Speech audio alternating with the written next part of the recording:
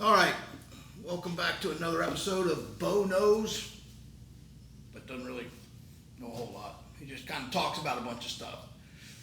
But I do have a few things that are on my mind that are kind of bothering me, and I'm not going to talk about Joe Biden's inability to put together coherent sentences all the time. The fact of the matter is he's getting old. We all know it. We can see it. It doesn't matter. It happens to all of us. Every day we wake up, we got one day older. It's pretty simple. But I am going to talk about some things that bother me when it comes to Joe Biden and his running for president right now. One of them is people continually keep talking about how Donald Trump is a threat to democracy, an existential threat to democracy. Oh my God, he's going to ruin democracy. Once again, I explained in a different episode, we're not a democracy, we're a representative republic, and I'm not going to go back through that again. But here's where I don't understand this threat to democracy crap. So let me get this right. About 2 months ago, Democrats held primaries. Nobody ran against Joe Biden. I think there was one guy that actually tried, but he didn't get that many votes.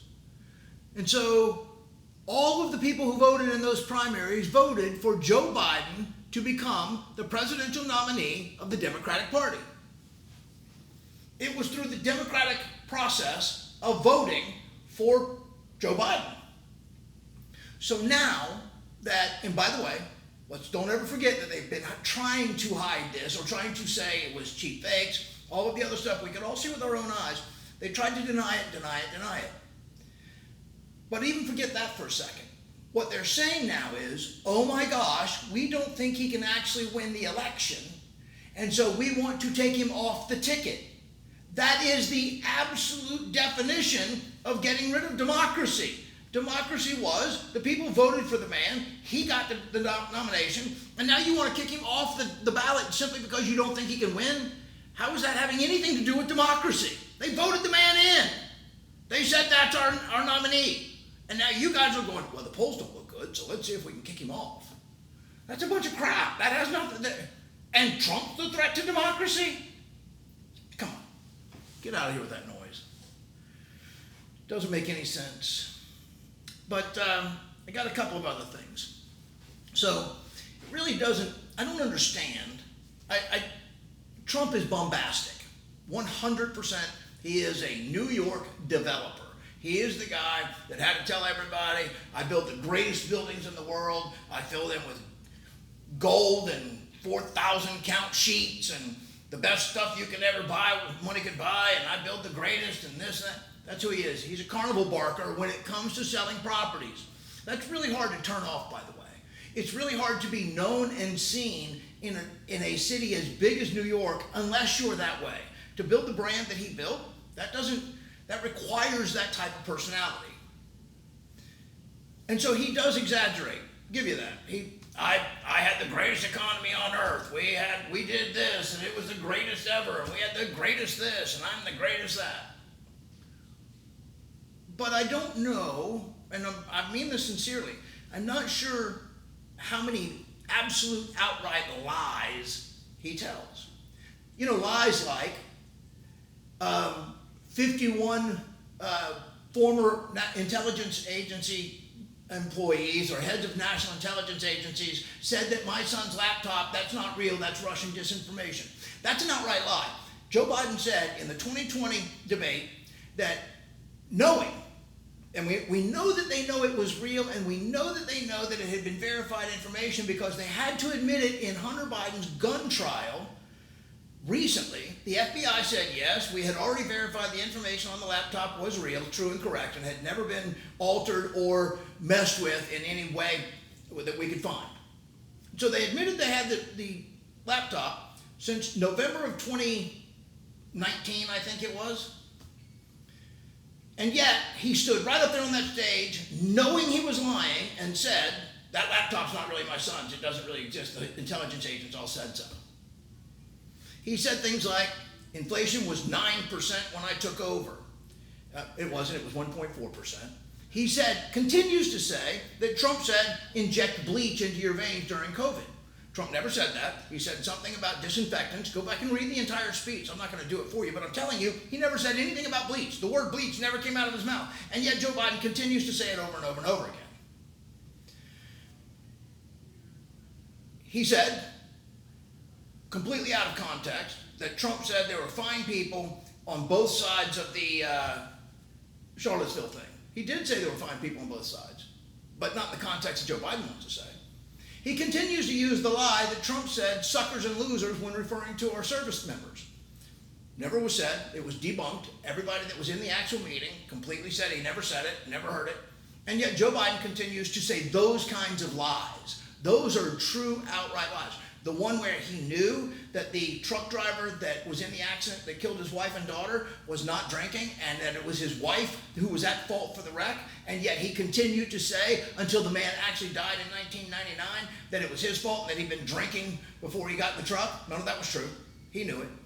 He said that he graduated in the top half of his class. He graduated in the bottom third, maybe the bottom fourth. He said he had 3 degrees. He had 1. He said he went to school on a full-ride scholarship, academic scholarship, the only person in his class to do so. He didn't. He went on a half-ride. Those are lies. Those are bombastic, actual lies. The man's been caught plagiarizing speeches. The man's been caught lying through his teeth about a lot of things. And yet, he's had a pass on it for most of his career.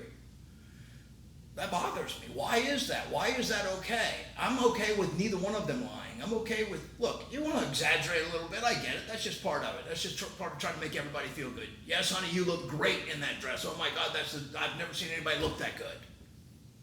I actually think my wife does look great in dresses, and I think that I really mean it when I say it to her, but you get the point. So the next thing I wanted to talk about was, no matter which side of the political aisle you fall on, and I mean this sincerely with all of my heart, all of my soul, no matter which side of the political aisle you fall on, if you live in the United States of America, it should scare you to death that Iran is close to having nuclear weapons. They have enriched uranium. I think the last number I saw was they had enriched uranium now to 83%.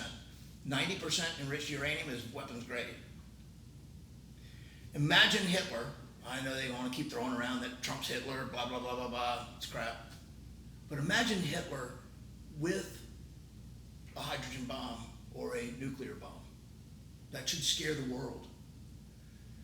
Now imagine the Iranian mullahs who want to wipe Israel off the face of the earth. They call Israel the little Satan. They call the United States of America the great Satan. They have said they have no room in this world for Israel, period.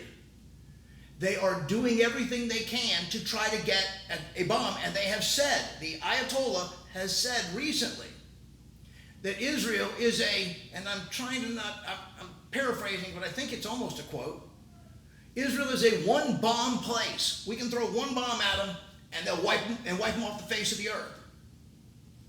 Now, how is it that these people are allowed? They're nuts. They hate America. They literally stand over there and chant death to America. And they chant it regularly. And they don't care. They think when they go to heaven that they're going to have 13 virgins or whatever the number is, 39 virgins.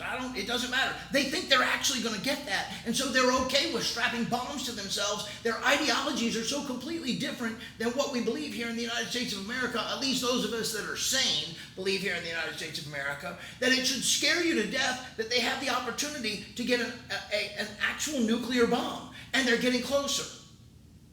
The part we don't understand is why. Why are we allowing them to do this?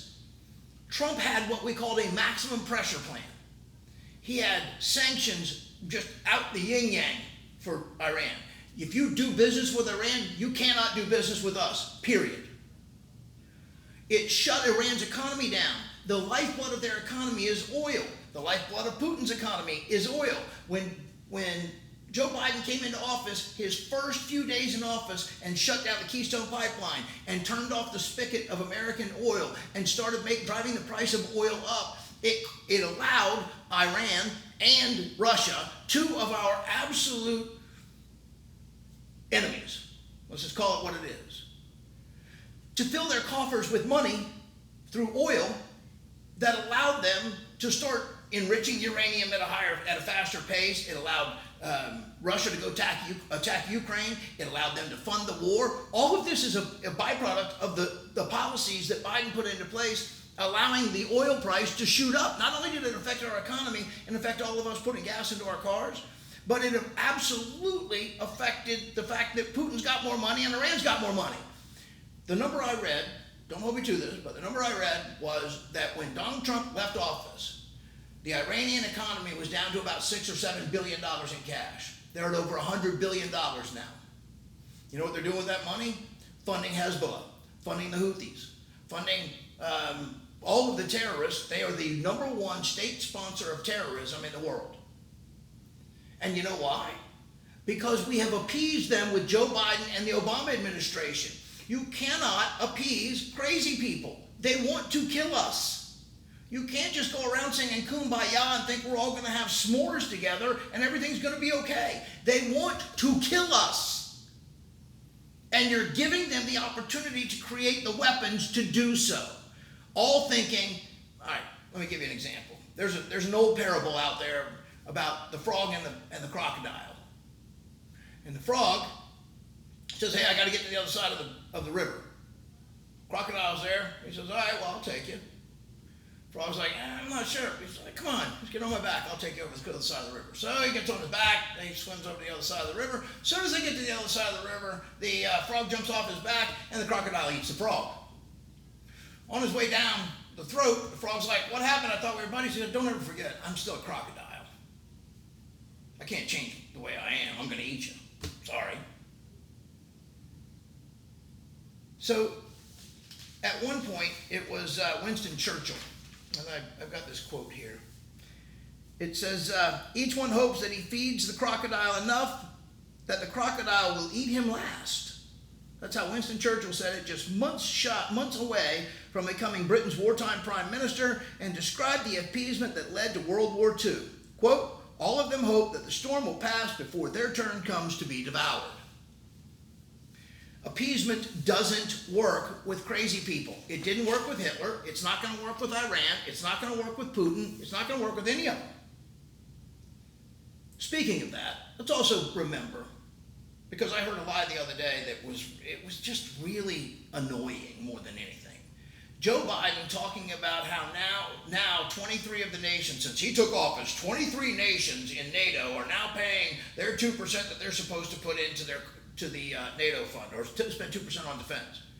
And I'm thinking, are you really taking credit for that? Because it was Donald Trump.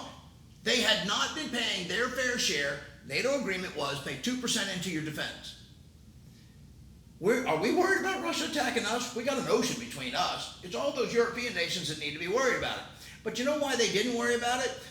Because they took their money that they were supposed to be spending on defense and they put it into social programs. So while they weren't spending their 2% for defense, the United States of America was spending 4.3% on defense. You and me, the American taxpayers, were paying all of this money in to defend all of those countries over on the other side of the world, so they could spend their money on social programs. How is that right? And Donald Trump said it. And what he said was, look, if you guys can't pay your fair share to defend yourself at least, why should we keep doing it? I'll just tell Putin, have at it. Do whatever he wants with you. And you know what they all did? Well, we probably need to go start spending our money on defense. And now they're all starting to spend the 2%. How did Joe Biden do that? He did nothing. Oh, they all said, when Trump said it, they were all, oh my God, listen to the way he's talking to our NATO neighbors. Listen to the way he's talking to our NATO friends. Our NATO friends were screwing us over. And we were allowing it to happen until Donald Trump went in there and said, this isn't right, stop. Why do the American taxpayers have to be responsible for? Germany is currently saying, and this is where Donald Trump really got in, I think he probably did his best job ever when he talked to Angela Merkel in Germany. Germany is buying oil from Russia. Got that? Germany buys oil from Russia. Donald Trump said, you're going to be buying oil from Russia while you're currently saying that Russia is your number one worry on the world stage, that they might attack you. Why are you filling his coffers up with oil money while you're worried that he's going to attack you? How stupid is that? Buy your oil from us. Problem with that is, you can't buy the oil from us because Joe Biden shut all that down. I don't understand any of this, and I don't know how anybody else can. I don't know how you can make sense of filling the coffers of the two countries that hate us the most, that want us wiped off the face of the earth. I don't understand how we can appease them and think that it's somehow going to help us. You can't do it. You have to do it with strength. You have to. There's no other way. If the bullies think they can bully you, they're going to bully you. There's just no other way about it. And it's happening right now in Europe. So let me read you this quick article to tell you it's coming to the United States if we don't start securing the border and start worrying about actually assimilating people into our culture. When you bring there to here, here becomes there. So there was an article in PJ Media recently. Title of the article is "Sweden is safer in the summertime, but no one wants to face the reason why." The Swedish language publication Fria Tider, I think that's how you say it, I'm probably saying it wrong, reported Tuesday that, quote, "In southern Sweden, it becomes quieter in the summer when the criminals go on holiday to their home countries, according to the police." Mats Carlson, the head of intelligence for the police of the southern region of Sweden, explained, quote, "Some of them, who originate in other countries, go there over the summer. Then we notice a big difference, a greater calm in our vulnerable areas. In the second year, when they are still in Sweden, they become messier." So, who's paying for these migrants to go back over, to go on holiday to their own countries and then come back into Sweden? Oh, wait, let me just point this out. The Swedish taxpayers are paying it. But why? Quote, "The foreign-born represent 53% of individuals with long prison sentences, 58% of the unemployed, and as if that wasn't enough, they receive 77% of Sweden's child poverty and households with is spent in households with foreign backgrounds, while 90% of suspects in public shootings have immigrant backgrounds." Let me read that again. The foreign-born represent 53% of individuals with long prison sentences, 58% of the unemployed, and if that weren't enough, they receive 77% of Sweden's child poverty. And that is present in households. They wrote this wrong. 77% of Sweden's child poverty is present in households with a foreign background, while 90% of suspects in public shootings have immigrant backgrounds. And in France, there are these. My wife and I went to France recently, and it was beautiful, depending on where you stay. Gorgeous. It's really cool. I like it. It's cultural. The problem is, in France now, there are these, what they call no-go zones. Literally, no-go zones. Let me read about it. Unchecked immigration continues because French elites want it to continue, even though figures reported by the police headquarters show that 77% of solved rape cases in France were committed by foreign nationals. You know why? So they have these places where women are not even allowed to go. They're taken over by people of Islamist faith that don't believe women have the same rights that we believe they have here in the United States of America. And they have immigrated into France, and they are setting up their own little countries there. Teddy Roosevelt understood this problem as much as anybody. Teddy Roosevelt will go down in most people's minds as at least one of a number of great presidents. I think he's on Mount Rushmore, right? Here's a quote from Teddy Roosevelt in a speech he was giving about immigration. Quote, "In the first place, we should insist that if the immigrant who comes here in good faith becomes an American and assimilates himself to us, he shall be treated on an exact equality with everyone else. For it is an outrage to discriminate against any such man because of creed or birthplace or origin. But this is predicated upon the person's becoming in every facet an American and nothing but an American. There can be no divided allegiance here. Any man who says he is an American but something else also isn't an American at all. We have room but for one flag, the American flag. We have room for but one language here, and that is the English language. And we have room but for one sole loyalty, and that is the loyalty to the American people. There are a number of other quotes that Teddy Roosevelt had about immigration, but the point is that while we want to do the best we can to take care of as many people as we can, and why is it wrong to insist that they assimilate into our culture, that you came here for a reason? I heard a radio host say this the other day. He was talking on the 4th of July, and he said, if you think you're Italian American, if you think you're Italian and you were born in the United States, I got a test for you. Fly back over to Italy and see if they call you Italian or see if they call you American. They're going to call you an American. You're not Italian. There is no Italian American. There is an American. There is no African American. There's American. There are Americans, and then there's everybody else in some other country. What he said was, by the way, all other countries suck. Your country sucks because if your parents came here, or your grandparents came here, or your great-grandparents came here, they were escaping the country. Why'd they leave that country if it was so great? And I thought, that makes good sense. Why is everybody leaving to come here if here sucks so bad? Or if where you left was so great, why do you want to be here? Only 2 reasons. 1, to commit some nefarious act and do something wrong to us to further your cause in the world. Or 2, because you want the opportunity. I guess there's a third one, you just want to hang out and let the American taxpayer pay for you, but I don't know how many of those there are. People are coming here for the opportunity. Nobody chases the Mexican dream. Nobody chases the German dream. Nobody chases the Russian dream. Nobody chases the dream, the Caribbean islands. Well, they do chase the Caribbean islands dreams because those are pretty cool. I have dreams of going there. People chase the American dream for a reason.